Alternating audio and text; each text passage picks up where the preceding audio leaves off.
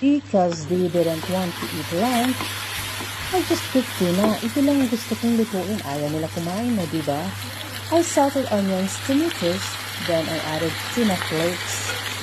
Then, it's up to you mga langga anong gusto niyong halo dyan. Then, I immediately started with a little salt, pepper, and paprika. Nasa inyo na yung mga langga kung anong gusto niyong halo. Basta ako yan lang, tatlo lang yan. Naglagay lang ako ng konting asin. O diba, inulit pa. Then pagkatapos mga langga, I added an egg to make it crispier. Mas masarap kasi pag may itlog. O diba? Kala nyo hindi lang tipid sa budget mga langga. Mabilis lutuin.